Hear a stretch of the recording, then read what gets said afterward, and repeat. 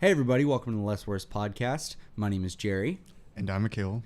And today we're going to talk a little bit about music, I think. So, what did you have in mind as a topic, Akil? Well, I remember we were just going to talk about just like our favorite bands and like whether or not they stayed just like true to their roots or stayed faithful to just like everything they represented, I guess. Yeah. All right. Well, I'm going to let you take the reins on this one to what band would you like to talk about first? And we'll just use that as a jumping off point and we'll bullshit our way through an hour worth of conversation, then shut it down. Sound good? Sure. Okay. Who you want to talk about? I guess just, I don't know if I should bring up a band we both know about because like we're both into just like really different music. Yeah. So. Here. Teach me shit. Just Okay. start wherever you want. I guess like my favorite band of all time is Steely Dan. Because like my dad had like 2 of their albums and he used to play them in the house. And then whenever I was growing up, it was like the Asia album by them and the Gaucho album. The interesting thing about that band is when those albums were released, I'm pretty sure they were just like, they only toured from their just initial run from like 1972 to like 74. And then they retired, just become like a studio only band, just focusing on writing and recording. Because like I forget which one is like one of the main. It was founded by like 2 people. I'm gonna try to not get their first names mixed Steely up. and Dan. Steely and Dan. I'm gonna try not to get their first names mixed up. Walter Becker and Donald Fagen. They were both. I forget which one was like handling the main vocals, but he just had like really bad like stage fright about singing live. So like during their like initial touring run, he would get less like other singers to cover that. But it was just stuff like that where like they decided we're gonna just be a studio band and focus on we're gonna write and record and just make really good music the best that we can. Yeah. And like the fascinating thing about them, I think, is that there's this like recording technique called multi-track recording. Yeah. It's used by like I am pioneering it right now. Right, yeah. Because I just got us 2 separate microphones and trust me, it's a bitch. Right. Anyway. Beforehand, it was just, they used to record albums where it's just, all right, everyone in the band get in the room, go. Yeah. And they just recorded. And it was just like. It was like a live recording. They would point a microphone in the direction of the whole band and it would be, it'd be like putting a microphone at the ass end of a venue with no people in it. Right. It was just like a live performance that they just so happened to record. Yeah. With them, they took multi-track recording and they were just like super like perfectionist. Where they, for example, their last album before they took like a 20-year hiatus, like Gaucho, they went through like 42 studio musicians and like 11 or something sound engineers. Holy shit. Because they just wanted to get everything absolutely right. And it really shows up in the music because just how well, like most of their Grammys they got were through just like engineering because their albums were just so well put together. And were they like pioneers of that? Like did they, because I know they probably weren't the first band to do it, but like did they, like were there, you said they got Grammys for it, for like engineering. I can't imagine they were like, hey, you just did the same thing everyone else did. That's super cool. Right. Here's a Grammy. Well, as far as I know, like them, it was always just like the 2 of them. And then they would have just like friends like, I think Michael McDonald's his name. I forget exactly. He sung for the Doobie Brothers. They would have him on like background vocals. It was mostly just them, and if they had like some friends, they would keep them around generally, but they didn't really mind shifting people around. Right. So what they would do is they would have just a bunch of studio musicians record just the same song, and they would choose from like the best take of all those people, and that would be what made the cut of that song on that album. So it would be that with multi-track recording, just the perfectionism and just the attention they pay to just like everything on the album. Nothing's overpowering one thing. We want everything just to be able to be heard. And it was just like, it's like a perfect EQ, perfect leveling, all that. This movie came out not too long ago called like Unfriended. It was a bad movie, but it was basically a horror movie where it was through a webcam and they had all the actors. It was, all right, this dead girl's haunting this webcam conversation. She's haunting a Skype session. That's the short of it. Hang up the call. Right. Get a new laptop. Like I said, it was a bad movie. So, what made that movie so amazing is that it was kind of like the multi-track recording of like films, to where since it was a Skype thing, they would just have the actors do their part of the movie all the way throughout, and they would take the best parts from each of those actors for each of the scene, and that would be what they used. So basically, so like the two actors were never like in the same shot at the same time. Yeah, there's entirely different locations, and just like the best of what you gave, that's the cut we're using for this thing. Okay. Yeah, but Steely Dan was actually good at what they were doing, so that was the main difference. Are you shooting daggers at Unfriended? Look, I'm sure I don't want to offend all of the Unfriended fans. I know it's a classic, but yeah, that's basically that's the gist of it, and like that's what I think makes Steely Dan so great, in that just the perfectionism. A lot of bands, I think, they don't quite, like, I'm talking like they made people do like, it was like Stanley like Kubrick type things. It's like take after take after take. Oh, to like till your fucking fingers bleed. Right. Like go until you're done. Right. And then we'll be done. Right. Yeah. So an interesting kind of just like story is just like, because Gaucho was just the album where it was just like, look, we've just lived in the studio with each other for so long, we hate each other now. So, like, and they went on to form a new band called Rob Zombie. Yeah. Where they fucking hate each other even worse. Called Deely Stan. Yeah. Did you know, on that note, since I brought him up, that was not supposed to be a ham-fisted segue, but I'm going to make it one anyway. Okay. Did you know that after a point, after they became famous, they started to like hate each other because like money troubles and whatever. After a band stumbles into money, it becomes harder to maintain your friendship. At the height of their career, I think they were all taking different tour buses to different places. Like, I can't think or to the same place. Like, I can't think of any band where it was all just like, we're gonna stick together, besides like Anvil. That's the only band I could. It's like this 80s metal band where like when they were like teenagers, they made like some kind of like oath. We're like, we're gonna rock together until we die. Whoa. Because like I watched their rock their documentary. No. Yeah. Where that was like a literally, I think, verbatim line. It's like, we're gonna rock together until the end. And I think they did. Yeah. That's something. Mm-hmm. So after they decided the live aspect wasn't really what they wanted, and they were more focused on like production, right? Like production value. Yeah, it was just until they did, like, they came back. I forget the exact year. I think it was like 93. Mm-hmm. Don't quote me on it, but they released 93. Akil Akbar. Right. Yeah. Oops.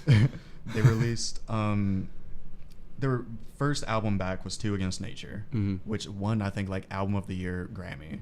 A Grammy for album. I don't know why I said it like Yoda-esque.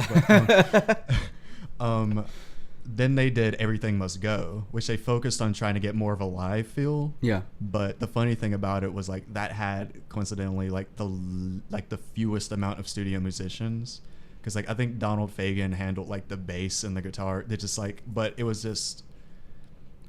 the most, I don't want to say like organic, because all the songs they flow really well. Right. But it was just the most just like song that had just like the most live feel to it. And by then they had started like touring and doing everything like that again, because whatever. But yeah. Yeah, I know there's a band that I like called Interpol that's sort of like an indie rock band that had they haven't done anything like that, but the lead singer Paul Banks, I think he does bass and guitar now. He's got those duties. But anyway, so he went in an interview and he said that he would rather just record music all the time. Like if he didn't have to go out and promote the record, he wouldn't. Which I feel like is kind of a slap to the face to the fans who want to see them live. But I kind of get it, because they're like, some people hate the studio because they're just like, it takes me 90 hours to do a 3-minute song. It's bullshit. It's stupid. I hate it. You know, but like not like it takes them 90 hours, but it takes 90 hours to get together a 3-minute fucking song. So, and sometimes that's not the case, but it depends on how much like production, how many tracks you have to lay down, and like how like, perfectionist you are. Plus it's just like it's studio time's expensive. Oh yeah, no, it's crazy expensive. And then there are some people who hate, like, they have stage fright and they hate to, you know, go on stage. Like, they're literally afraid of it, or they don't actually, you know, like having fans. They're literally just in it for the art of it. Right. And I understand that. There's nothing inherently wrong with that, but, you know, it's kind of one of those things where it's like you knew what you were getting into before you got into it. Yeah. So you're stuck with both ends. But, you know, he said that, and I thought that was really interesting, because I was like, how can you, like, the only way you would ever be able to do music for a living is if you had people supporting you. And unless you have one rich ass patron who's just like, I'm just going to, you know, here's my wallet. You just do whatever you want with that. And put it on daddy's charge. Yeah. Yeah. Unless you had like patron nowadays just means sugar daddy, huh? Right. Yeah. Anyway, so unless you had a sugar daddy who was paying for all of your studio time, there would be no way especially in today's like, era of like how the music industry works.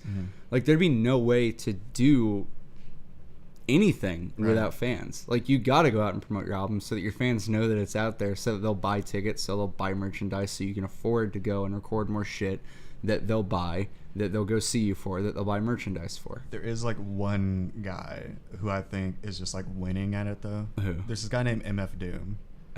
Where is he a hip hop artist? Yeah. He was he played I think there's a song called November Has Come, I think, by the Gorillaz, that I believe he's the one who recorded the rap track for that, but it was fantastic. So I like him. Probably just as far as just like pure just pound for pound talent, he's just like probably one of the best rappers ever. But an elephant. No, but it was, oh my god. It was he had this like controversy surrounding him where like he raps wearing a mask, like a, that's the guy. Yeah, he wears like a half of a Dr. Doom mask. Right. Yeah, like from the cheeks up. There was like, and I think he wears the hood too. I don't know. Either that or he wears like a green hat. I forget. But there was like some controversy not too long ago to where like live fans at his shows were just like, wait, is this the actual MF Doom? And like, it wasn't. He like sent another dude in his place to do the show. But what's amazing about that is just like his whole thing is just like being a villain. So it was like perfectly in character. That's amazing. Yeah. Like, I have fooled you all. Right. Oh my god.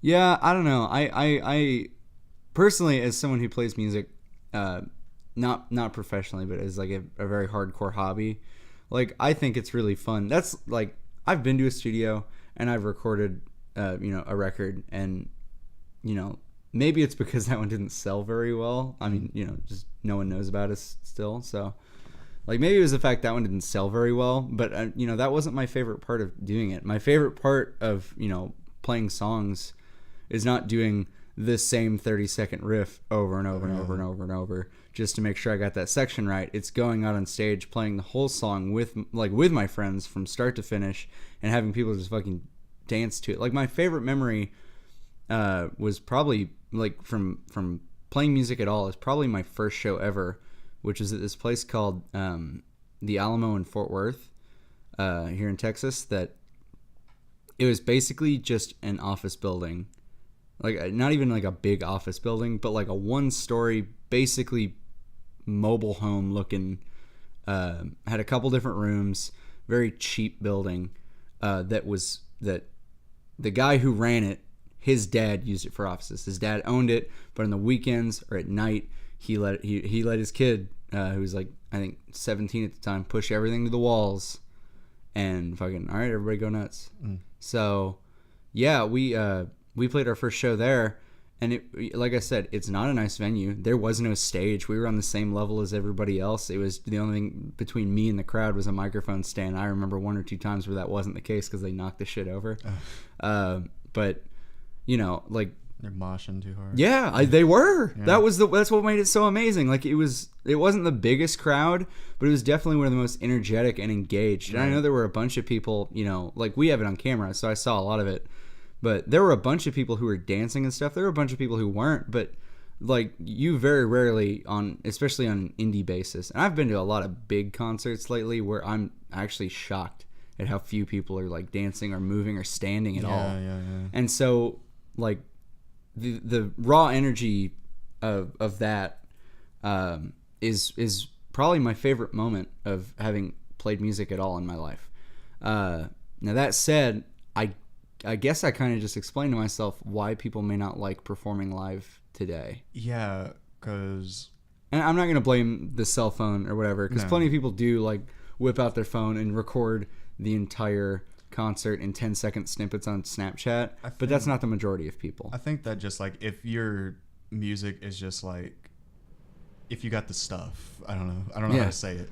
Just like the crowd's going to react. No one's going to just stand there with their cell phone. They're going to be the music's going to take them. Yeah. You know what I mean? Yeah. So if someone is just like, if they have the wherewithal to just like, I'm going to record whatever band, like no one at like a Slayer show is just standing around recording Slayer. Yeah. Because Slayer makes the music where you assault people. Yeah, totally. Like it's just like it's kind of the feel of the music is what dictates what people will do in a crowd. But right. I went to let's see, I went to see Green Day, I went to go see Flogging Molly, and who else did I see lately? I don't know, it's just these big like concert hall shows nowadays.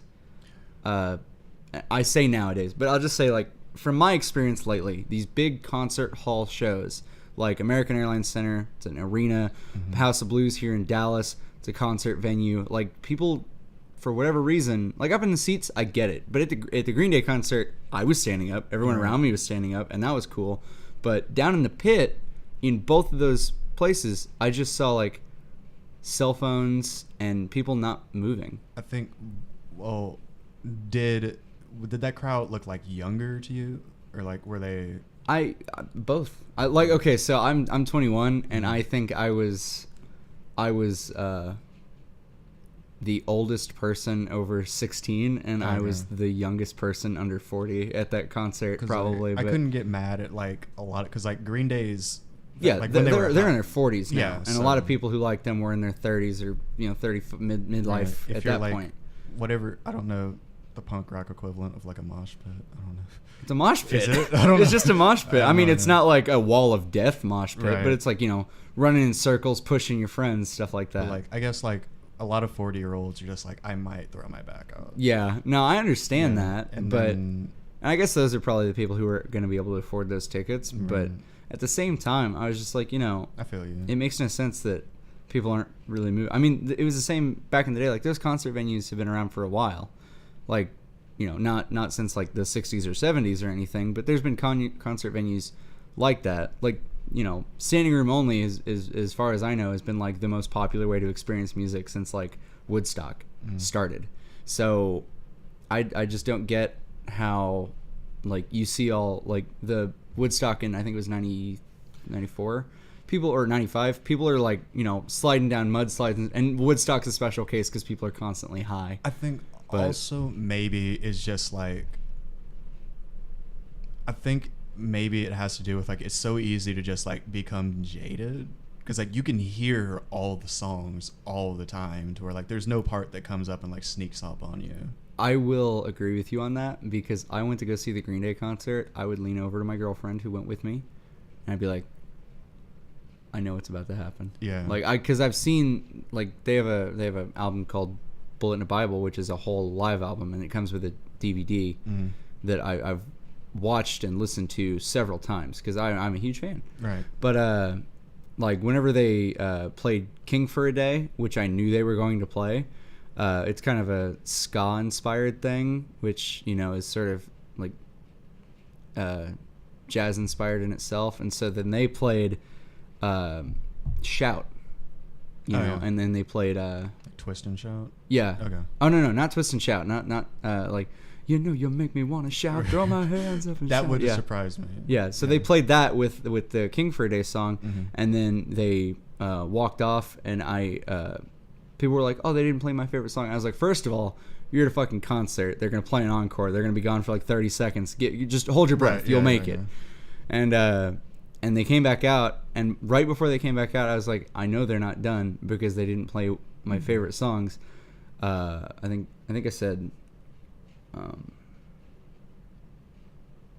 Fuck. I called the songs in order that they didn't play. I think I said they didn't play American Idiot and they didn't play Jesus of Suburbia. Right. And then they played those two in order, and then they played all their acoustic shit right at the end, and they were done. So I knew blow for blow what was going to happen. I was very excited to be there because, again, I'm a huge fan. But yeah, I wasn't surprised. Because like I'm not like I don't really listen to a lot of Green Day. No, yeah. But I just assume if you didn't hear American Idiot, I doubt it was on like some Kurt Cobainian type thing to where it's like we're just not gonna do that song anymore. Oh yeah, no. That's definitely like one of their big hits, and I was kind of shocked they didn't put it in the main set and they left it for the encore. It's like how I saw Iron Maiden one time. Yeah, they leave a lot of just like their mega hits for the encore. So quick side note, they're coming to town with Ghost, so we should go. So anyway, continue. They leave their mega hits to the encore. Yeah, that's all I have to say. I was just about to say, when I said I was about to respond like, I saw Ghost. Ghost is good. Oh yeah. Yeah, I like Ghost. Oh yeah. Yeah, it's cool. Some bands excel, whereas some bands like either flag on one end and excel on another, or they like don't like one part of being a musician and they love another. Like live versus studio. Ghost is actually a band that's very good at both. Yeah, like there's certain bands like Iron Maiden, bringing them up again. They're just amazing. Like Judas Priest. The only time I saw like Judas Priest mess up in concert was just like the feedback on one dude's guitar was so bad he kind of like messed up the sweep and like Painkiller or whatever. What an asshole. I know, like it made me just hate the whole shit. No, but no, it's just like some bands. And I have boycotted them since. Right. No, it's just like some bands, they're just like, those are the bands where it's just like they're legend. Like your Queen, for example. I don't know if you've seen like any like live Queen at the Wembley. I think so. It's just like they're. I think I've seen Bohemian Rhapsody at the Wembley. Yeah. Right. It's like they're just good. It doesn't matter where they are. They're just gonna be amazing. They could blow the fucking roof off of a garage or the fucking arena that they played in. You know. Yeah. But like, and there are totally bands like that. But I will say. Sorry. Go ahead. The thing about just like, because I don't like live performance as much as I like just actually making the songs, so I can see, or just like, because I'm mostly like a poet over like everything else, because like I don't understand how just like producing beats work. I don't know, but like it's not your favorite part. I understand that. Right. So it's just like I just like sitting down and figuring out like what works, and if no one else ever hears it, it's just like I heard it. Yeah, not a big deal. So like to you, it's more about the sense of, I'm not trying to like over romanticize or anything, but to you, I guess it's more about the sense of like discovering oneself and like creating new things rather than like, hey, check out this new thing I created. It's not about like the recognition for you. It's about the fact that you made something new. It's just like, I like, you know how sometimes you go back and like you look at like an old song or like an old piece of art or whatever and just like, wow, that was terrible. I love that feeling because it's just like I've gotten better. Like I can tell I've gotten better. I remember back in our high school days, and I think that's as early back as it went, but back in our high school days, you discovered that I had a pretty good eye for like reading and editing and things like that, and you were great at writing, and you still are. I mean, we both still are both of those things, but you were a great writer, and so you decided, I'm going to have him proofread my shit. And that's kind of one of the reasons we became friends, or like such close friends, is because you would give me your poetry that sometimes you wouldn't even let other people read, and you're just like, just look over this, see if there's any spelling errors, anything that doesn't make sense, stuff that, you know, is out of context. You would give me poetry, and it would be like, just proofread this, make sure there's no spelling or anything, and then you give me stories and be like, make sure it all makes sense. And a lot of the time I would proofread it, I'd be like, A, this was amazing. B, here's a list of like 5 minor things. Like you spaced a comma out too far or something. That's why I said that's why I said an elephant earlier. Yeah. I remember one time you wrote a whole like short story, and you made some weird ass typos. Yeah. It was like enough sedatives to put down and elephant with a D. Yeah. But like you would take those stories, and like I would proofread them and I'd be like, this is awesome. This could be published. I would give you like 6 or 7 things, like maybe move this, around, maybe move this detail about this person forward, or like it might create suspense to move it back or something like that. Just minor shit. And then I would give it back to you, and a week later you'd be like, yeah, I threw it away. Yeah. Because it was all handwritten. You'd be like, yeah, I threw it away. Yeah, because like I hate it's like I do like a lot of like I said, like open mic poetry. Yeah. And just like everyone's just like, so like where people sometimes are just like, they're excited to hear what I have to like do on stage. Sure. And it's just like a lot of poets, they write a poem and it's just like, I'm going to do this poem. It's like a song. It's like they have this thing part of their set list. And like I just don't. I'm just like, when I write a poem, if I perform it, I'll only perform it like 1 or 2 times, and then I just get rid of it.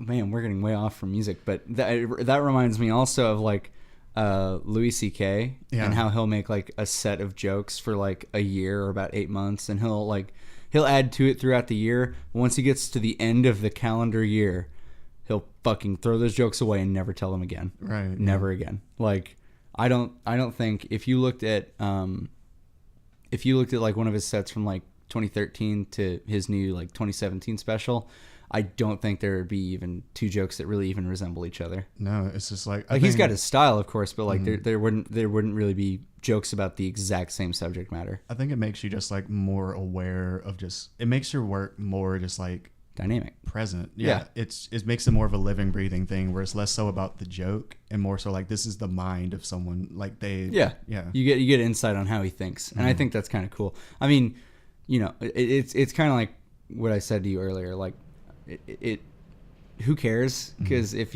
that person's not famous or you have no reason to give a fuck about that person, like who cares? So like it doesn't matter if someone delves into our minds. But Louis C.K. is a pretty prolific writer, which a lot of people don't really know. But he's also an amazing comedian.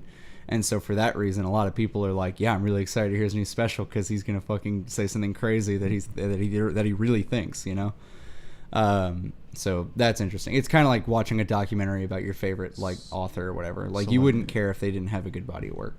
So like your band has been together for how long? 8th grade was how long ago? Goodness. Hold on. That's that'd probably be. I think we're coming up on 8 years, 7 years that we've had Hunter. So just like, how do you feel about just like the songwriting, like the music creating process? I don't know. How do y'all approach it?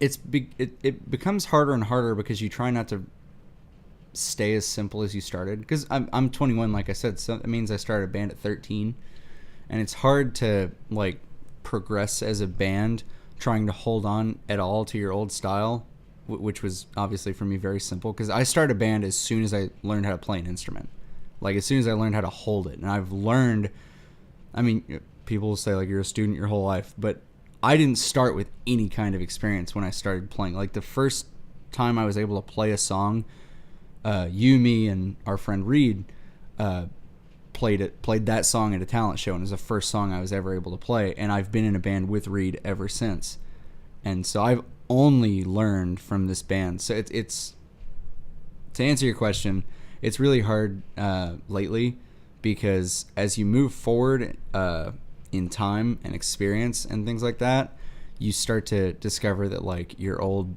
style and like the things that you clung on to, if they're too simple, then it's hard to move past them and still sound like the same band and have everybody like the direction. I'm basically changing directions, and it's hard to get everybody to like the direction you're going into, because if they don't like it, they don't want to fucking do it. Right, yeah. And I understand that. I don't want to lose any friends over like our shit sounds old. But I mean, we have been varying up our approach and playing very different stuff, but a lot of our early stuff sounds very samey because we only know like one way to write a song. Right. It's like you were saying, you started off learning in the band. Yeah. So it's like over 8 years. Yeah. You're going to just get better. So Yeah. you can do more stuff. Yeah, and I have very much become like very proficient at what we started with. But because of the whole like we haven't really changed direction too much thing, like I'm very good at where we started, and I'm kind of good at a whole bunch of other stuff, which is kind of frustrating as a musician because I don't like, you don't feel like you're growing. Like I have, if I were to show like 13-year-old me, or fuck even 13-year-old you, what I can do now, and you're a much better guitarist, just to clear that up for the audience. If I were to show 13-year-old either of us what I could do now, they would blow their fucking minds. They'd be like, holy shit, how'd you do that? And you'd pick it up in 5 minutes, and I would take 8 years to do it. But point being, like, I have progressed, but it's such a slow, methodical process because of the inability to branch out. I don't have anyone else who I can really be musicians with. Right. You know, it's me and my two friends, and you know, being adults, it's hard to find other people who even have time. Yeah. So to answer your question, it's hard. It's still satisfying. I mean, when you bang out a song that's good, or you have a lyric that really means a lot to you, and you can finally incorporate it into a song, or a riff that you've been just struggling to put anything that sticks with it, you know, like whenever you finally nail those moments, it feels awesome. And, you know, not to romanticize it too much, but like I encourage anybody who has been like, man, you know, I really want to try playing guitar, but I just don't know if it's for me. Music's for everybody. Like, it just because you haven't heard anything, you know, on a certain instrument that you like, doesn't mean that you can't go out and make it. You know, because a lot of people our age who are playing music now are writing music that they'd rather hear on the radio rather than, you know, what plays on the radio. Because like I will add, like, yeah, music is for everybody, but like don't just go into it saying like I want to be like this person. Like, yeah, maybe like it's good to just have like an idol to where like you practice the little techniques just to build your technique, but you have to branch out. Yeah, but you don't want to become those people. It actually behooved me to have 2 or 3. Because I had like Billy Joe Armstrong of Green Day. He's very riff heavy, very, you know, like power chords all the time. There's Josh Homme, who's also Queens of Stone Age, who's also very riff heavy, and he plays, you know, power chords too. But there's a lot more, like, much more advanced solos. There's breakdowns. There's, you know, it's all over the place, you know.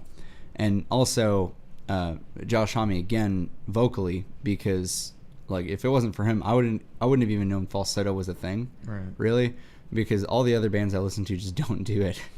Like, I've incorporated it very little into my music, but the fact that like falsetto, like he uses it so proficiently, and sometimes it's not even like a good sound. Like he does it kind of like way back in the deep of his throat, like sounding all like weird and high pitched, but it's to affect the tone of the song. What?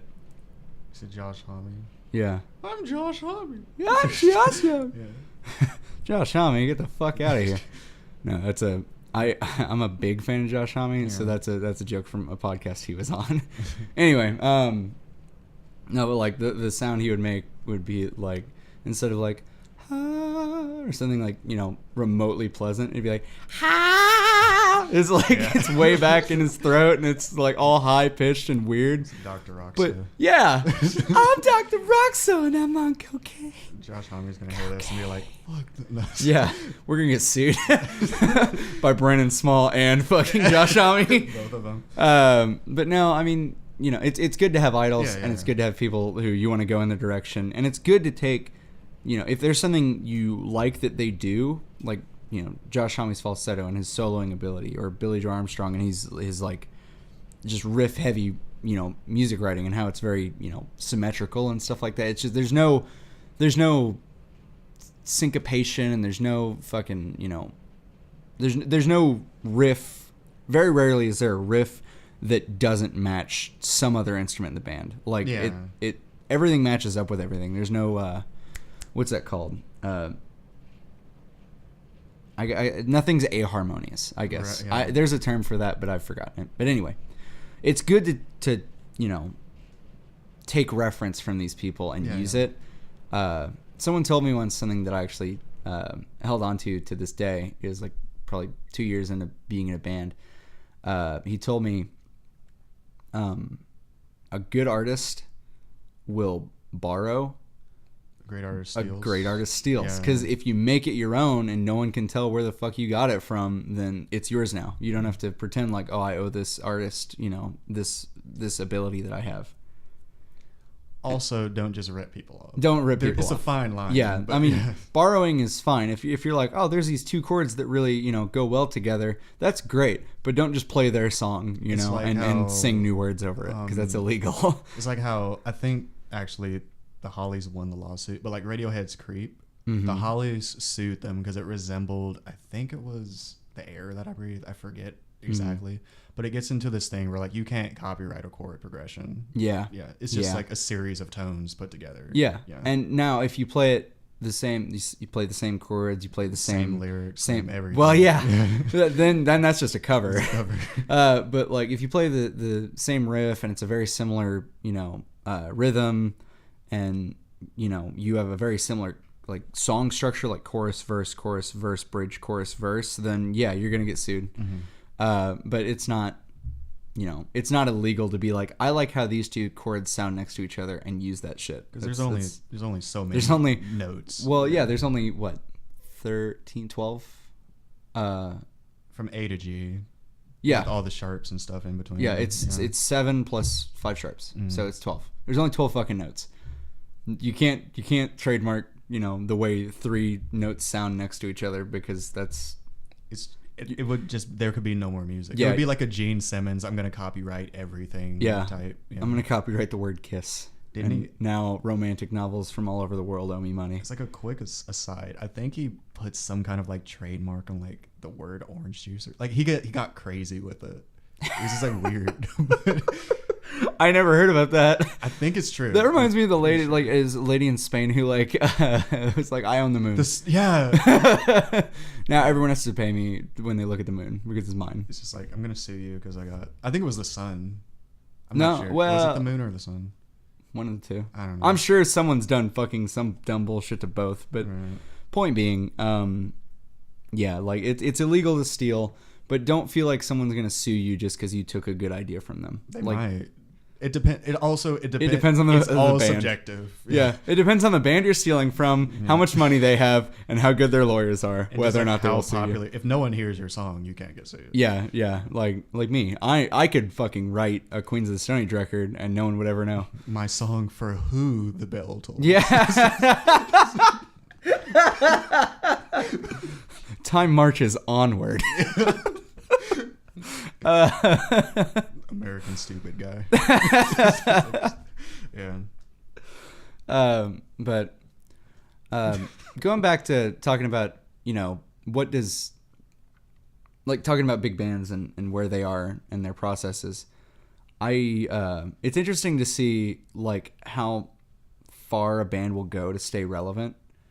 Like, because there are a lot of bands who have a lot of integrity who will not change. Like, they won't compromise their vision at all. Like Anthrax. And they're unmarketable. Which Anthrax is not. They're plenty popular. As far as like thrash bands go, that's about as big as you can. Oh yeah, besides totally. like Metallica. But like there's I mean, as a quick story. Sure, about sure, just, yeah. About like integrity, or just like we're gonna just be who we are no matter what. After like the Anthrax attacks happened, people were like, "Is Anthrax gonna change their name? Because it's like totally not popular right now." It's like Twin Tower Annihilators. They had to change their name. Is that true? No, okay, that's not a real band. Maybe, I don't know. No. But no. They came out in like hazmat suits, and each of them had like a different word. It's like, we're not changing our name. Oh my god, that's like Die Hard. Amazing. We're gonna be who we are. We're gonna be us. You can't fucking fight us. Well, I'm sure. I mean, so I'm not referring to like integrity, like they won't change because society is changing. Because there are plenty of like subgenres where the fans are just fucking freaks. They're fucking crazy, every single one of them, and they have day jobs, but when they go out at night, they're just insane. Yeah. And that, like Juggalos. And that's fine. Hold on. I don't even think there's like a day and night divide. Yeah, it's just I'm always a Juggalo. Yeah. Because I have tattoos I can't hide on my face. But anyway, but it's kind of like, you know, what I wonder is like, is there a no? Well, no, I'm not gonna posit a challenge to you because it makes no sense. But I wonder if there's any bands out there who like are still popular and have not changed their sound in years. AC/DC. Are they still releasing records? I don't know if they still are, but like they had their Black Ice album. It came out this decade, I think. But it's just like there's only so how recent. Much, but they were from the 70s, right? Yeah, but like there's only so much like AC/DC songs. Is that right? Or are they from the 80s? I forget. I think 70s. Yeah. Because I remember like their first singer died, and then they replaced him, and they had like the whole like Back in Black era. Yeah, thing, yeah. But I'm not sure exactly. But ACD, like I like them. I don't listen to them religiously, but it's just like a lot of their songs are just like they sound the same. Ain't nothing wrong with that. No, I mean, it works. You know, yeah, because everyone's like, "Oh my God, you can tell this is AC/DC." They're 73. Okay. Malcolm and Angus Young. Yeah. Started that band. But anyway, so yeah, so there are not a lot of bands who will sound the same, keep their following, and want to sound the same. So there's three parts to this. Like, do they sound the same? Do they still have a following? And do they want either of those things? Because like, you know, are they just doing whatever they're doing to keep either of those? Are they doing it to make money? Right. Because like two bands I could think were just like they just changed their sound. One of it worked, and one band is still on like hiatus. Oh yeah. Air quotes. But it's just like the Beatles started off with just like. Are the Beatles on hiatus?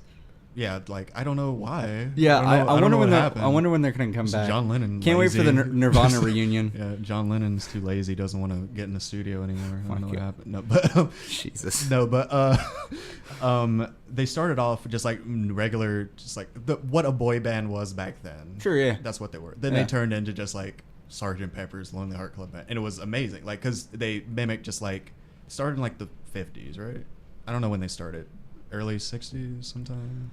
I think so. It was right when society was like changing. Like they started off where it was just like regular, just like we're gonna wear a suit and tie on stage. It's and the like 60s, black and white. And then drugs happened. Then and they just exemplified that change. Yeah, they personified it. Yeah, but like another band is just like that. I hate that it happened because like I'm a big fan.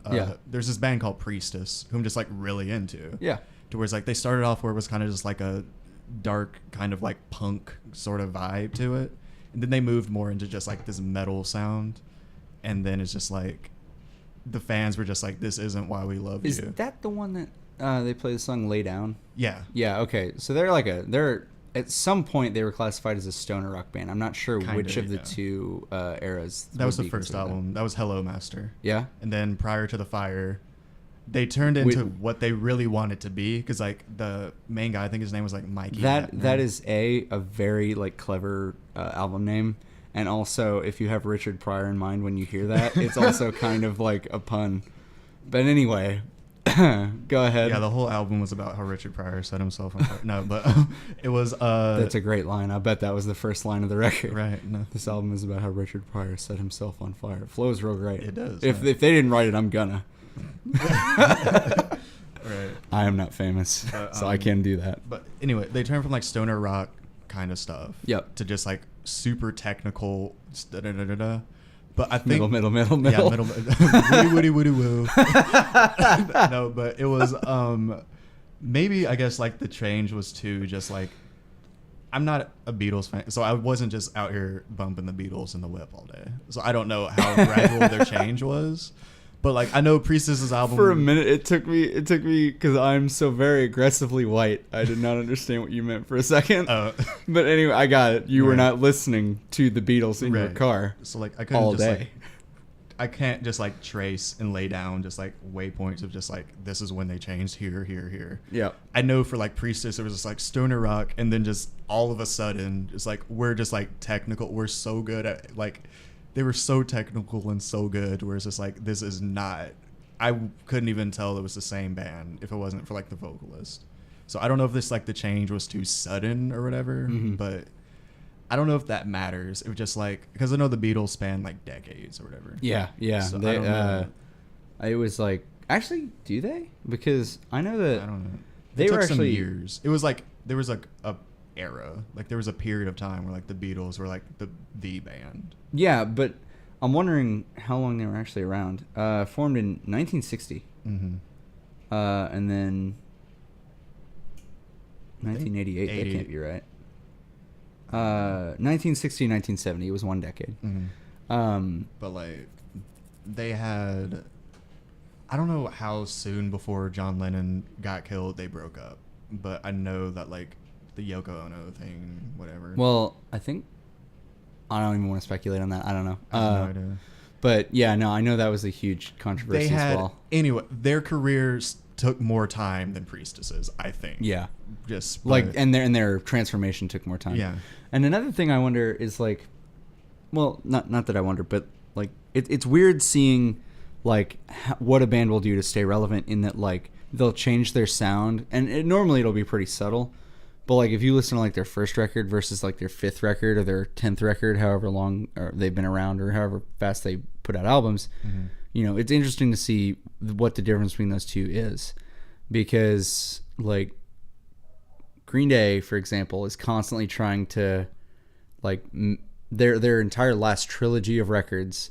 And then their new Revolution Radio record, they were like, this is going to sound like old Green Day. This is going to sound like the first and second records, like before Dookie. Right. And it's just like, if I wanted to listen to those, I would listen to them. The old ones. Like I would listen to the old ones. Like I understand if you were to like remaster those or like re-record those and like, you know, release that, cool. But if I wanted to hear those same fucking songs, I would listen to those same fucking songs.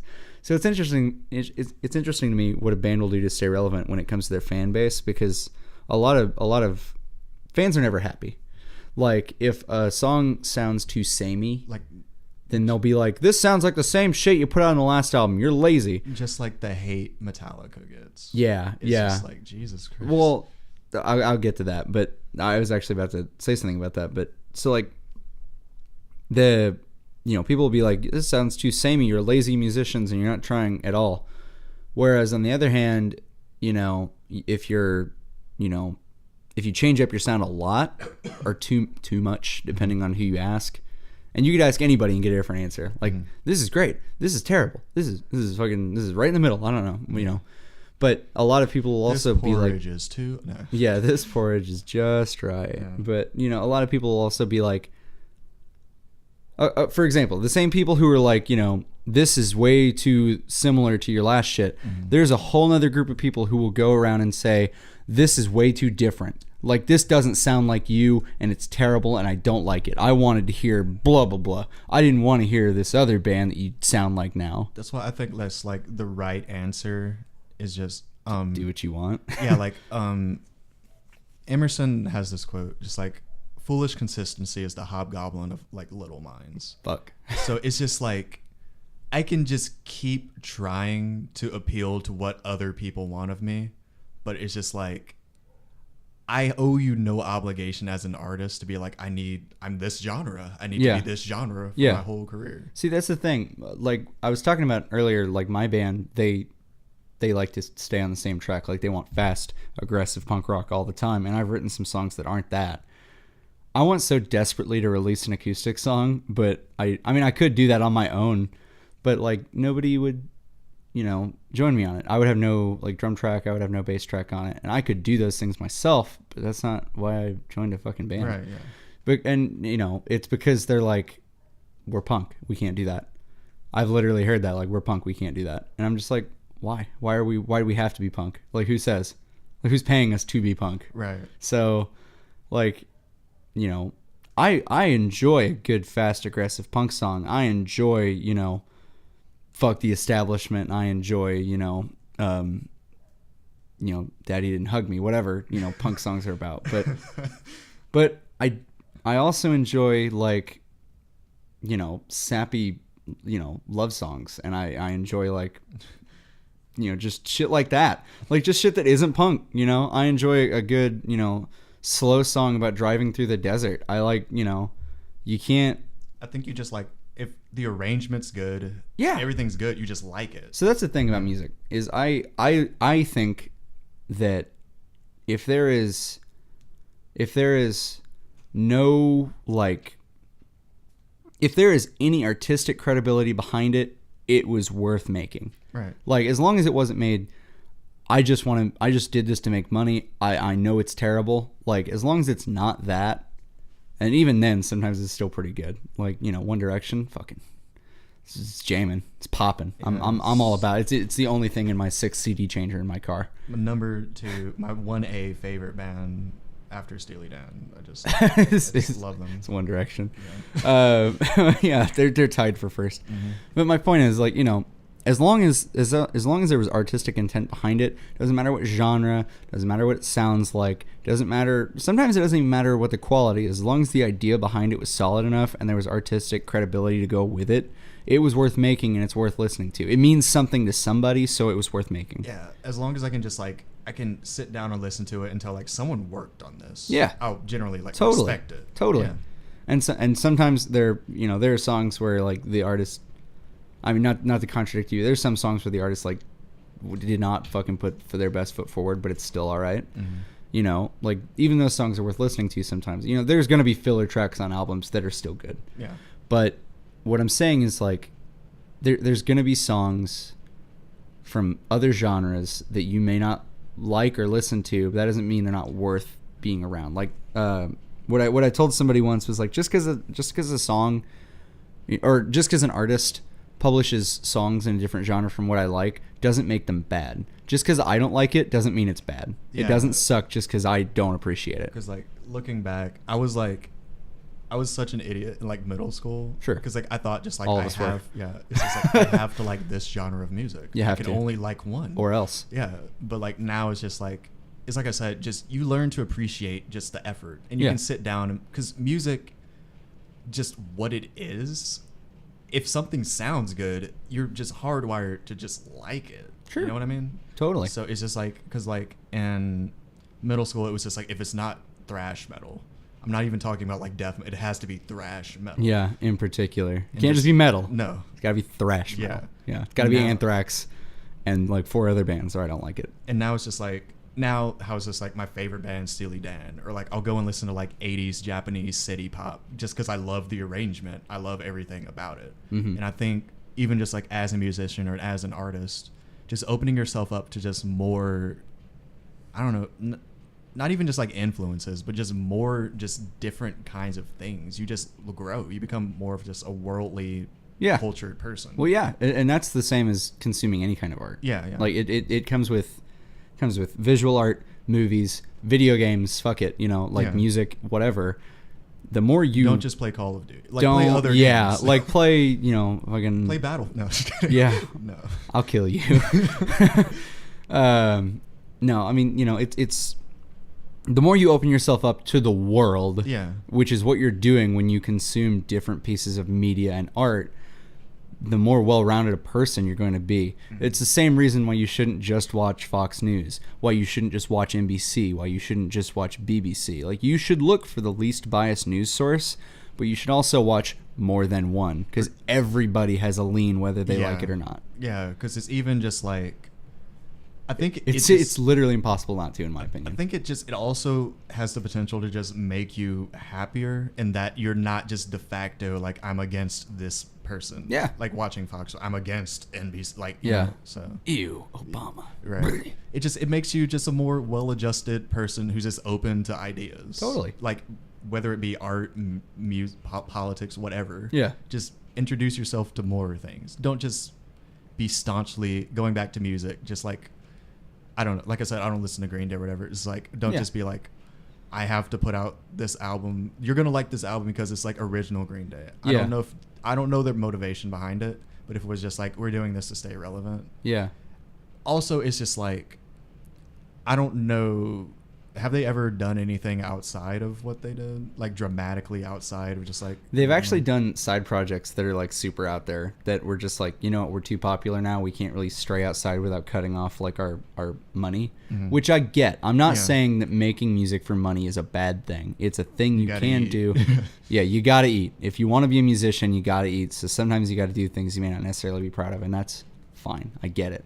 I'm not here to judge people who make music for money, but what was cool of them was they went out and they did Foxborough hot tubs, and they did all these like sort of man, I'm really not sure how to describe them. I mean, it was very much, you could tell it was Green Day, but you could also hear, you know,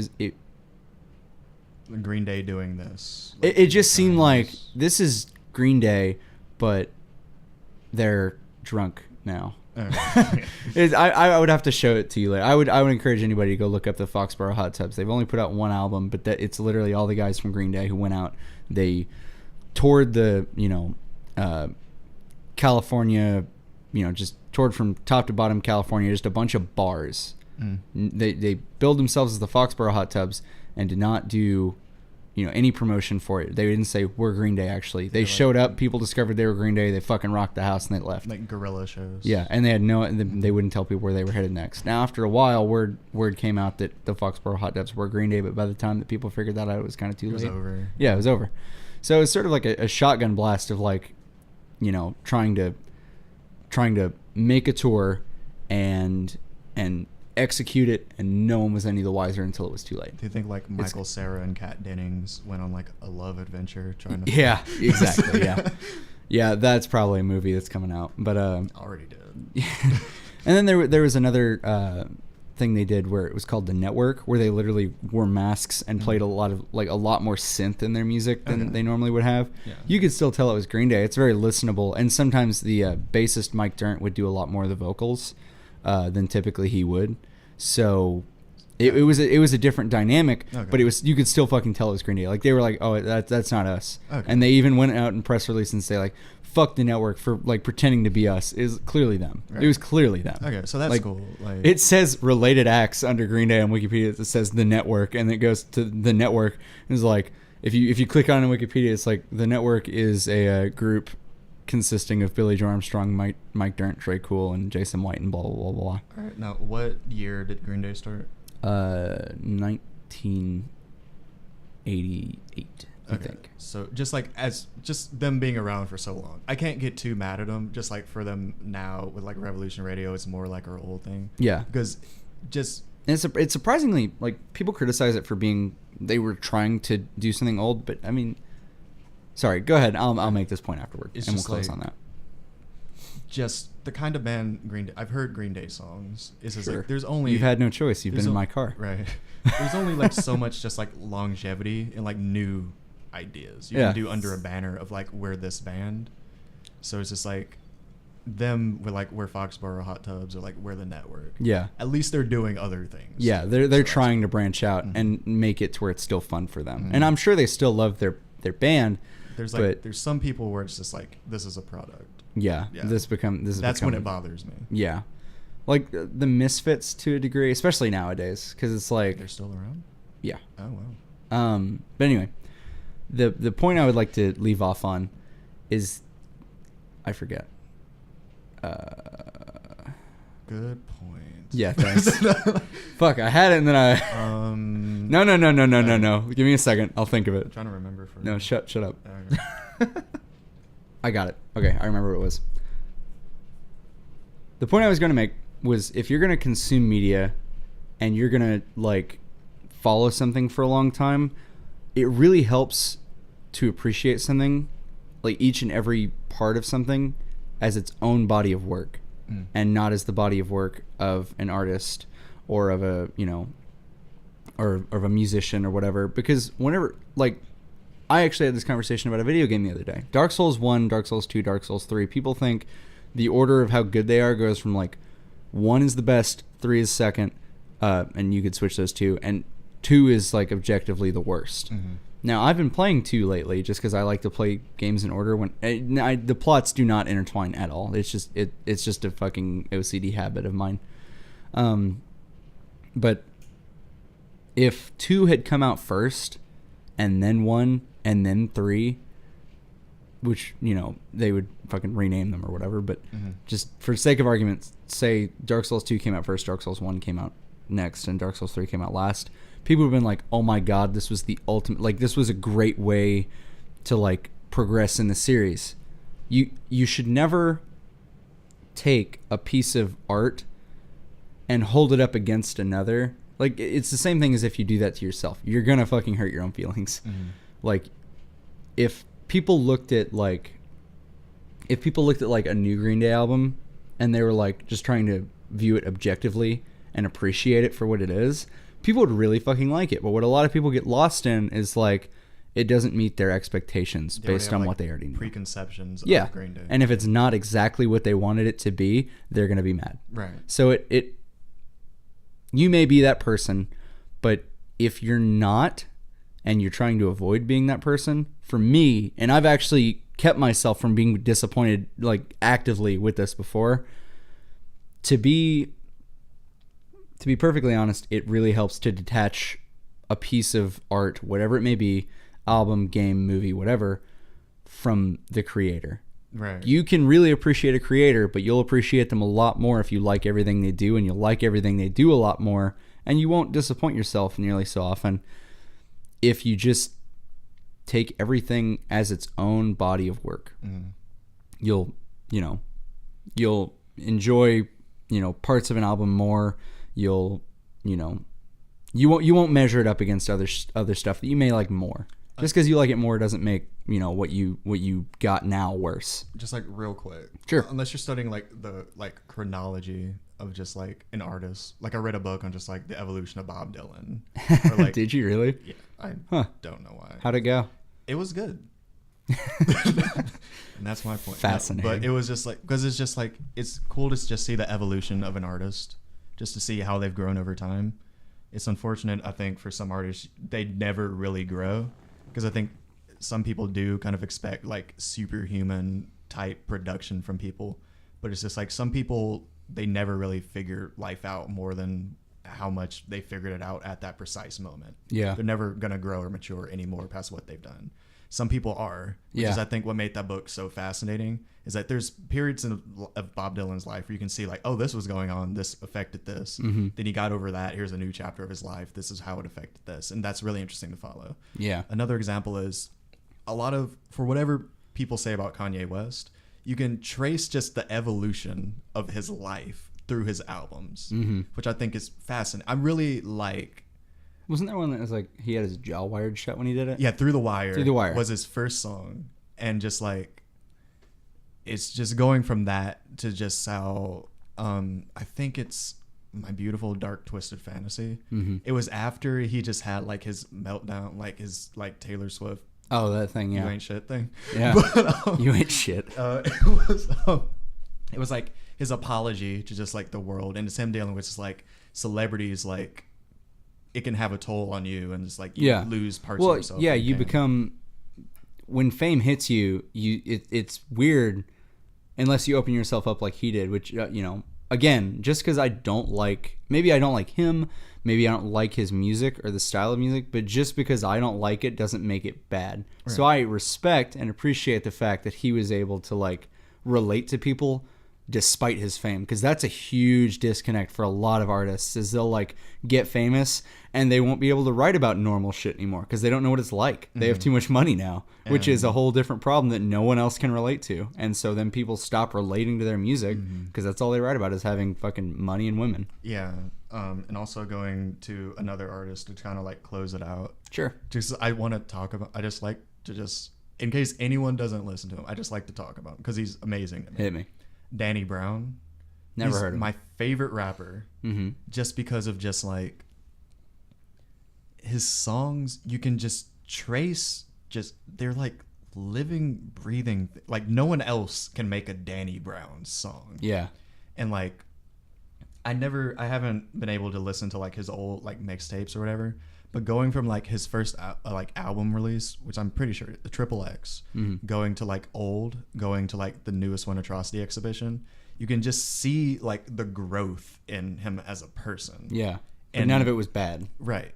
And it's just like, because Triple X has started off as just like, there's just like, this is different. Like, this is interesting. Yeah. And then Old, he kind of started getting into just more like dance, electronic kind of stuff. And Yeah. like, it got like, he does drugs now, but it was just more so like, he was really into just like, I'm going to pop Molly and make EDM inspired stuff. Yeah. To where he kind of got, I think, like a lot of like fluff fans. Mm-hmm. And then like this album was him kind of like growing out of that and like evolving into just like, I'm going to make like art. I'm going to make something. I'm going to make what I would respect. Yeah.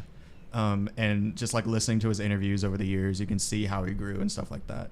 So I think that like kind of contradicting what you're saying earlier, sure, but not really. It's just like for certain artists, it is interesting to just see, like, compare stuff just throughout the duration of their career just to see how they grew. Yeah. But that's like, it takes a great artist for you to be able to do that and just have like a good time doing that. Yeah. Yeah. I mean, yeah, I agree, because it takes a good artist to evolve and still be like respectable.